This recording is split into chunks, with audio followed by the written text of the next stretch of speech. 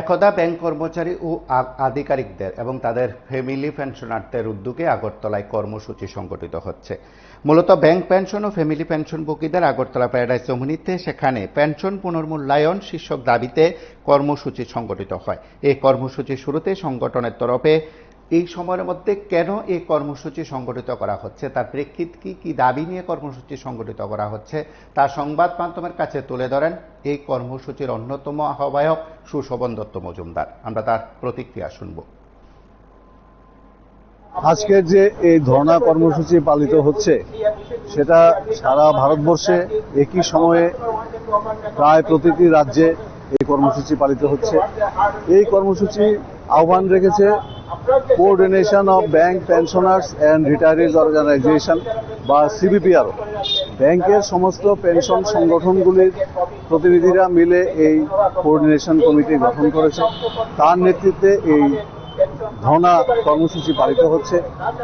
এর প্রধান কারণ হচ্ছে যে আমাদের ব্যাংকের পেনশন সেই 1995 সালের থেকে আজ অবধি পেনশন রিভিশন হয় না। বিভিন্ন সময়ে বেতন চুক্তি সম্পাদিত হয়, পে কমিশন হয়, বেতন চুক্তি সম্পাদিত হয়, কিন্তু কেন্দ্রীয় সরকার এবং রাজ্য সরকারের যে পে কমিশনের যে নিয়ম, যে পে কমিশন হলে কর্মচারীদের বেতন ভাতা যখন বৃদ্ধি পায় তখন সেই অনুযায়ী পেনশনারদেরও বেতন ভাতা বৃদ্ধি পায়, পেনশনারদের বেসিক পেনশন বদলায়। কিন্তু আমাদের এখানে আশ্চর্যজনকভাবে 1930 বছর ধরে, বলা যায় 1995 সাল থেকে আজ অবধি আমাদের পেনশনের কোনো রিভিশন হলো না। আমাদের এই পেনশন রিভিশন করা, পেনশনের যে সামান্য পেনশন ব্যাংক দেয় তার বিরুদ্ধে আমরা আজকের এই কর্মসূচিতে সামিল হয়েছি। আগামী সেপ্টেম্বর মাসে দিল্লিতে কেন্দ্রীয় জমায়েত সংগঠিত হবে। আমরা এই জন্য রাজ্যের এবং সমস্ত স্তরের মানুষের সহযোগিতা চাইছি। আজকের এই ধর্ণা কর্মসূচি আমরা বেলা 1টা অবধি চালাবো। আপনারা শুনলেন, সেখানে সেই বক্তব্য রাখা হয়েছে। তার পাশাপাশি এই বক্তব্যের প্রেক্ষিতে তারা তাদের যে দাবি সনদ, সেই দাবি সনদও সেখানে তুলে ধরা হয়। এই সময়ের মধ্যে ব্যাংকের যারা আধিকারিকরা আছেন, যারা কর্মচারীরা আছেন বা যারা ব্যাংক শিল্পের সঙ্গে যুক্ত রয়েছেন, তারা সুদীর্ঘকাল ধরে বেশ কিছু দাবি সনদ পেশ করছে। সেই সঙ্গে এই সময়ের মধ্যে যারা অবসরপ্রাপ্ত অর্থাৎ পেনশনভোগী কিংবা তাদের যারা ফ্যামিলি পেনশনভোগীরা আছেন, তারাও বেশ কিছু দাবি সনদ পেশ করেছেন এই ব্যাংক শিল্পের সঙ্গে যুক্তদের অধিকারের দাবিকে প্রতিষ্ঠিত করতে।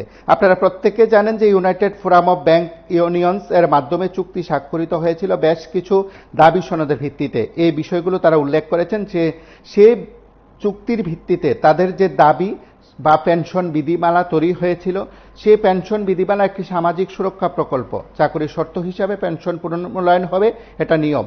কিন্তু সুপ্রিম কোর্টের মহামান্য বিচারক রায় দিয়েছেন তারপরও বেতন ও পেনশন সংশোধন একে অপরের সঙ্গে অবিচ্ছেদ্য এবং একটি আইনগত অধিকার, কিন্তু তা করা হচ্ছে না বলে অভিযোগ তোলা হয়। পেনশন স্কিম গ্রহণ করার সময় অবসরপ্রাপ্ত ব্যাংক কর্মচারীরা তাদের প্রভিডেন্ট ফান্ডের ব্যাংকের অংশে তার সুদসহ আইবি এর কাছে সমর্পণ করেন, কিন্তু তার থেকে পেনশন প্রদান করা হয়। তারপরও কোনো ঘাটতি থাকলে স্টেট ব্যাংক অফ ইন্ডিয়া সহ দেশের 12টি সরকারি ব্যাংক এবং তাদের মুনাফা থেকে পূরণ করতে পারে। ব্যাংকগুলোর পেনশনভোগীদের জন্য পেনশন বা পেনশন পুনর্মূল্যায়নের অতিরিক্ত অর্থ কেন্দ্রীয় সরকার থেকে দিতে হয় না।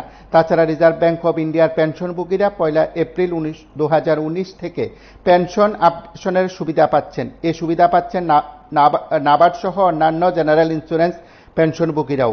এই অবস্থায় সারা ভারতবর্ষে তারা বিক্ষোভ কর্মসূচি সংগঠিত করে গোটা দেশে এই বার্তা তারা পৌঁছে দিতে চান যে তাদের পেনশন পুনর্মূল্যায়ন করতে হবে।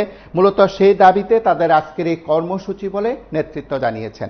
আপনারা দেখতে থাকুন PV24।